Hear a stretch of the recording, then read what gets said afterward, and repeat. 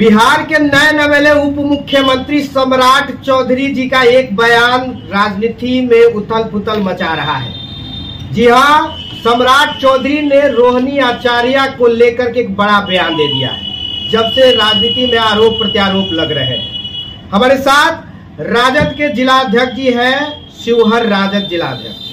आज हम लोग बातचीत करेंगे कि रोहिणी आचार्य जी को लेकर के सम्राट चौधरी जी का बयान आया है कि लालू जी जो है, मतलब रोहिणी आचार्य अपने बेटी को भी नहीं छोड़े, टिकट मतलब देने के लिए किडनी लेना पड़ा उनको। क्या कहेंगे? पहले तो मैं आपको चैनल को बहुत बहुत बधाई देता हूं, और ये जो सवाल आप किए हैं, ऐसे लोग को संबंध में आप पूछ रहे हैं, उस पर कहने में भी हम लोगों का शर्म आता है कि जो आदरणीय माननीय लोग जो इस हमारे बिहार का उप मुख्यमंत्री है जी, आप जिनको बोलने का शैली नहीं है, ऐसे लगता है कि उन कितना संस्कार है उनके पास।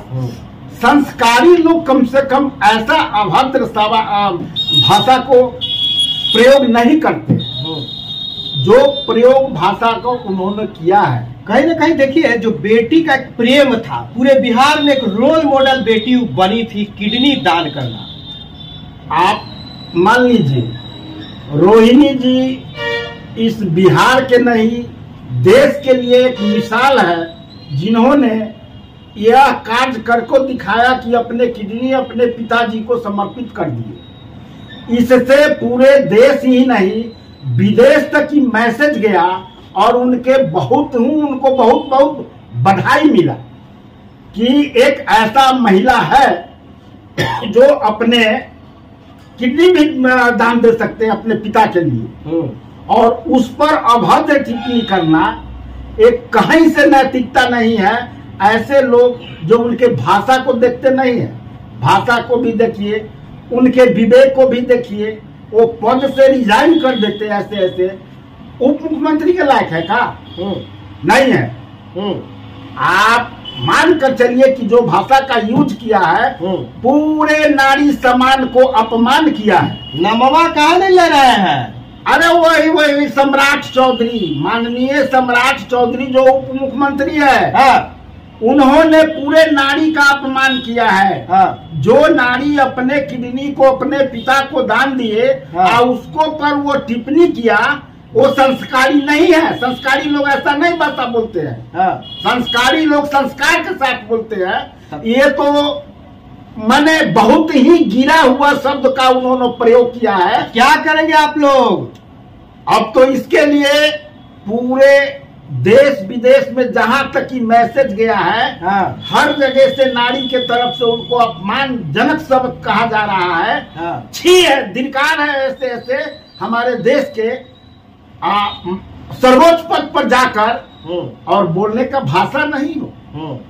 ये इनका पार्टी जिस पार्टी में रह रहे हैं, हाँ। झूठा जुमलेबाज, हमेशा झूठ बोलकर विगत 14 से झूठ बोल रहे हैं। हाँ। क्या उनके जो आका है माननीय प्रधानमंत्री जी, हाँ। नरेंद्र मोदी जी, हाँ। उन्होंने क्या कहा था? झूठ। हाँ। क्या कहा था? हम 50 दिन में समय मांगा था। अच्छा। भाइयों बहनों, हमको 2 दिन दीजिए, मैं काला धन ले आऊं। हाँ। काला धन आ गया का? आया नहीं था? काला धन आ गया, 15 लाख खाता में भी आ गया। आया नहीं आपको? अरे महाराज, हम तो बराबर बैंक में चेक कर रहे हैं। हाँ। हम लोग को न मिला, भाजपा वाला को आया होगा। हाँ। हम लोगों को तो नहीं आया। एक दो नंबर बता दीजिएगा, 15 लाख आया होगा। अब 15 लाख की भाजपा के लोग से पूछिए कि पैसा कहाँ है। हाँ। अब तो चुनाव आइए गया है, तो पूरा गरीब को आपके खाता में नहीं आया था, इसीलिए नाराज है क्या? नाराज है, झूठ बोलने से नाराज है। झूठ नहीं बोलिए। हाँ। अभी आप कह रहे हैं 11 को आप आंकड़ा उलट कर देखिए। उस समय हमारे देश में 36 करोड़ बीपीएल के तहत था लोग। हाँ। गरीब को राशन मिलता था, जिसको राशन मिलता था। आज ही कहते हैं 80 करोड़, गारंटी देते हैं कि 80 करोड़ गरीब अच्छी, ऐसे नेता को। हाँ। कि जो अपने जुबान पर नहीं रहे, इतना सर्वोच्च पद पर बैठकर झूठ बोलना। ऐसे बोल रहा है कहीं ईडी उडी आ गया था। अरे ईडी क्या करेगा, हम लोग को तो खुला किताब है। यहाँ झूठ बोलने का हम लोग को फैक्ट्री नहीं है। हम लोग का सामाजिक न्याय का योद्धा है हमारे माननीय लालू प्रसाद जी, जो माने जाते हैं, गिने जाते हैं। घर घर में एक बच्चा से गरीब के यहाँ जाइएगा तो लालू जी के नाम सुनते ही आ भरेगा। वो अब हम लोग उसको उम्र देने के लिए तैयार है कि अगर मनुष्य के हाथ में उम्र आता तो लालू जी के 10 साल और उम्र दे दिया जाता। कौन ऐसा काम किए थे कि लालू जी के इतने बड़े फैन हैं आप? वो सामाजिक न्याय का योद्धा है। हाँ। उन्होंने गरीबों का मान दिया, सम्मान दिया, कुर्सी पर बैठने का अधिकार दिया। जिसको लोग कुर्सी पर नहीं बैठने देता था, हाँ। उसका हक हिस्सा नहीं देता था। आज क्यों फंसाया गया है उनको? कहता है कि बोलू वो उन पर क्लेम है। अरे क्लेम इतना ही है कि उन्होंने सबको जगाया, गरीबों को जगाया, पिछड़ा को जगाया, अकलियत को जगाया, अनुसूचित जाति को जगाया। इसलिए उनके ऊपर इतना केसा मुकदमा हो रहा है। अरे अभी तो माल्या भागा है, विजय माल्या। कौन नीरज है? नीरव मोदी। कौन चौकसी, सब रुपया लेकर भागा है।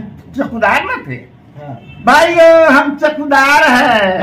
तो आपके पहरा में तो सब लेकर भाग गया। आप ले आए, उसको जेल में बंद किए। उसके यहाँ ईडी गया। कहाँ गया बताइए ना? कौन छापा मारे हैं? आज जो देखते हैं विरोधी के यहाँ है, तो ईडी या सीबीआई या क्या क्या। अब चुनाव आयोग क्या हुआ, लाखों लोग वहाँ पर धरना प्रदर्शन किया है कि ईवीएम से मत नहीं हो, वोट नहीं हो, बैलेट पेपर से हो। क्या परेशानी है आपको? क्या राज है? विधानसभा में तो ईवीएम में न रहता है। अरे विधानसभा में यहाँ छोड़ देते हैं कि उनका प्रशासन है। 200-400 से जो जीतने वाला है, 1000 से जीतने वाला है, उसको माइनस कर दिए।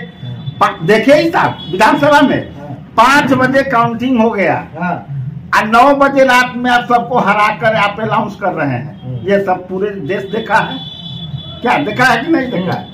गरीब को कहे थे माननीय हमारे ये मोदी जी कि 22 तक 24 तक वो टाइम दिए थे, 22 तक पूरे गरीब को हम पक्का मकान बना देंगे। बन गया का? जाकर दिखाइए तो मीडिया वाला आवे ना, गोदी मीडिया, वो अपने से दिखावे उनको। बन गया 100 स्मार्ट सिटी बन गया। आरोप लगा रहे हैं कहीं ईडी छापा मार दिया तब क्या कीजिएगा? अरे भैया हम लोगों को पास कुछ है ही नहीं। हम तो ईडी या कोनो की हम कौन अभी बिका है? अरे बाउंड जो सुप्रीम कोर्ट ने पकड़ा है, इलेक्ट्रॉन बाउंड। क्या हम भी किए इलेक्ट्रॉन बाउंड बेचे है का? बाउंड खरीद लिया, कोनो 30 करोड़ में, कोनो 100 करोड़ में, सब जायज है। वो पैसा से चुनाव लड़ रहे हैं, विधायक खरीद रहे हैं, MP खरीद रहे हैं। क्या झूठा बात है? ये मैं कह रहा हूँ। जाइए तो मध्य प्रदेश में क्या हुआ, मिनटों में सरकार गिरा दी। बिहारों में तो गिरा है। अब बिहार में क्या हुआ है? तो ये सब कहने की बात नहीं है। आप देख लीजिए, जुमला का सरकार है भाजपा। हम लोग का आरक्षण पर खतरा है। महिला को लेकर क्या कहेंगे भाजपा? महिला वो तो बोल रहे थे कि बाप सबके साथ सबके बिना अति विकास। उनको कहना चाहिए सबके साथ हम महिला के विनाश। नंगा नाच घुमाया है वहाँ मणिपुर में। क्या क्या किए? उन्हीं का सरकार था, बीजेपी की सरकार न था। पूरे विदेश देश देखा है, क्या कार्रवाई हुआ उस पर? महिला का विकास किया। चुनाव में राम मंदिर में चलेगा। अरे राम मंदिर में जिसको जरूरत है वो न जाए। मंदिर जिस किसी को जिस धर्म को मानना है उसके अंदर में धर्म है, मंदिर में धर्म नहीं है। मंदिर जिनके लिए है उनके लिए। यहाँ रोजगार न चाहिए। 2 करोड़ कहे थे हम रोजगार देंगे, वो तो समूचा को निजीकरण कर दिए। रेल को, तेल को, BSNL को, एयरपोर्ट को, कोयला खदान को सारा निजीकरण कर दिए, आरक्षण समाप्त कर दिए। निजी हाथ में रहेगा तो डेवलपमेंट होगा। तब तो काहे इतना कर्जा है अभी? इससे पहले 64 करोड़, जिस समय वो 14 में 64 करोड़ रुपया अपने देश में कर्जा था। आज 200 करोड़ रुपया कर्जा है। कहाँ से आ गया? देश आगे बढ़ा है, क्यों नहीं पूछते हैं? मोदी जी तो कह रहा है बढ़ रहा है, मजबूत हो गया देश, अब सब देश सलाम कर रहा है। आप पत्रकार महोदय, आप क्या अनपढ़ है? देश बढ़ रहा है तो 80 करोड़ गरीबे रहता है। जितना गरीबी आओ अब मार्केट में माल जाए, ये थोड़ा सा भी शर्म है जो अब जो टीवी पर बोलते हैं। कैसे निकल जाता है आपकी बात? 400 पार 400 पार 400 रुपये सिलेंडर था, अब 1200 रुपये होगा। उसका कहना चाहिए 1200 पार। कहे कि हम 35 रुपये तेल डीजल कर देंगे और 100 रुपये बेच रहे हैं, 400 पार होगा ही। हीरा पर 3% जीएसटी, अब गरीब के बच्चा को पढ़ने पर 18%, किताब पर कॉपी पर इस पर 18% जीएसटी। 400 पार तो यही तो हो रहा है। आप देख नहीं रहे हैं? क्या बात करते हैं? सीटवा कैसे आ जा रहा है इतना? सीटवा आ जा रहा है, ईवीएम हटा के गप कीजिए ना हमसे। ईवीएम हटा दीजिए। ईवीएम हट जाएगा तो सीट नहीं आएगा इतना। ईवीएम का खेला होता है कब? ये पार्लियामेंट में, विधानसभा में बहुत कम। इसमें हटाना में क्या दिक्कत है? हम कहते हैं पहले से था जो देश ईवीएम आ रहा है, देश आगे बढ़ रहा है, डिजिटली हो रहा है, तो ईवीएम से चुनाव जल्दी हो जाएगा। तो जो देश इसका आविष्कार किया ईवीएम का, वो क्यों छोड़ दिया? वो तो कहा डिफॉल्टर है। आप मान क्यों नहीं रहे हैं? वो देश क्यों नहीं करा रहा है ईवीएम से? आप क्यों परेशान है ईवीएम से कराने के लिए? आप बैठिए ना, 400 पार कीजिए ना, 40 पहले पार कीजिएगा, 400 के नाम में। आप तो बिहारों में कह रहे हैं 40। बिहार में क्या होगा? बिहार में वो कह रहे हैं ना कि 40 के 40 होगा। आप देखिएगा कि 40 होता है, आपकी 10 से 15 सलट जाता है। सलट दीजिएगा? सलट देंगे पूरे शक्ति के साथ, पूरे एकदम। उनका जितना करिश्मा है, मैंने जो दमन किए हैं, केंद्र सरकार का जो दमन नीति है। अच्छा, क्या नीति है? दमन नीति नहीं है, महंगाई, बेरोजगारी। अच्छा, क्या है? ये दो समस्या है, करना है। देखिए 17 महीना में हमारे माननीय तेजस्वी यादव जी उप मुख्यमंत्री गए, शायद नीतीश कुमार किए थे। अरे नीतीश कुमार तक कहे थे कि बोलो नौकरी के जब 10 लाख के घोषणा किए तो वो कहते हैं तोरा बाप के घर से पैसा आएगा। वही जौड़े चल गए तो अकाउंट पर चढ़ के 4 लाख बेरोजगार के सरकारी नौकरी दिया। पूरे बिहार में कैंप लगाकर नियुक्ति पत्र बांटा, जातीय जनगणना कराया, आरक्षण के दायरा बढ़ाया, नियोजित शिक्षक 5 लाख के सरकारी नौकरी का दर्जा दिया। अभी भी तो ये बिहार सरकार है। अब कहिए ना करा ये, अब क्या है उनके ऊपर नाम में लेने में हमको शर्म आता है। अरे हमारा माननीय सम्राट चौधरी के नाम लेने में शर्म आता है। स्वास्थ्य विभाग में 1 लाख अभी फाइल रखे हुए हैं, पारित करके स्वास्थ्य विभाग में बहाली करने के लिए। पहले उसको न करवा दीजिए। क्या बात करते हैं? आज तेजस्वीमय भारत का बिहार क्यों है? पूरा बिहार तेजस्वी है, एकदम तेजस्वीमय है। कोई राम हनुमान का चर्चा नहीं है, तेजस्वीमय चर्चा है, बेरोजगार की चर्चा है। बेरोजगार इंतजार कर रहा है माननीय तेजस्वी यादव को। आप देख लीजिएगा, ज्यादा दिन नहीं है। और जहाँ शिवहर में बैठे हुए हैं, यहाँ का भी देख लीजिएगा। बिफोर नहीं करेंगे। लवली आनंद जी को जदयू उतार दिया है, रामा देवी का टिकट काट दिया भाजपा से। अब रामा देवी जी समझे और यहाँ के वैश्य बिरादरी समझे कि क्या हुआ है। हम लोगों को कुछ कहना नहीं है इस पर।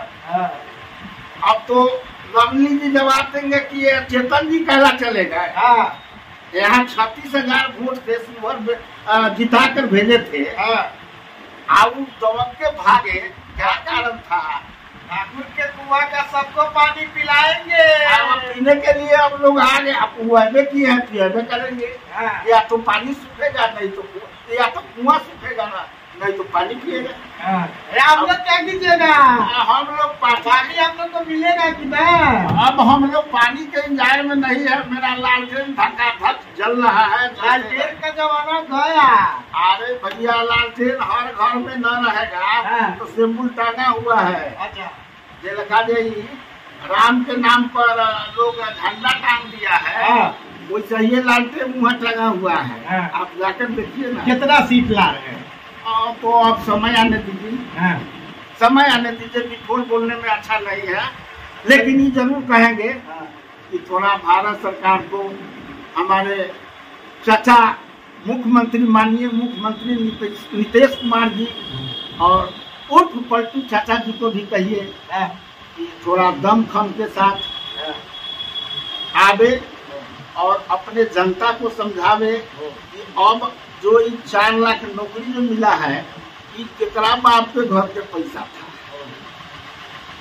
जो नौकरी मिला है तो कहे थे कि कहाँ से आएगा, तोरा बाप के घर से, और केकरा बाप के घर से आया है। तो ये जो बयान दिए थे अब वही बताएंगे। चलिए, हमारे साथ थे शिवचंद्र पासवान जी, आरजेडी के जिला अध्यक्ष है, अपनी बातों को विवादी अंदाज में रखते हैं। और जैसा कि वीडियो में इन्होंने कहा है, मोदी के तमाम कार्यों पर और तमाम बातों पर इन्होंने अपना बात रखा है। इन पर प्रतिक्रिया जरूर दीजिएगा। आप क्या सोचते हैं, इस वीडियो में अपनी प्रतिक्रिया जरूर बताइएगा कि सच मायने में सम्राट चौधरी जी ने जो बयान दिया है वो कितना हद तक समाज में हित में था। क्या ये जो उन्होंने बयान दिया है ये देना चाहिए या नहीं देना चाहिए? अपनी प्रतिक्रिया जरूर दीजिएगा। जय हिंद, जय हिंद।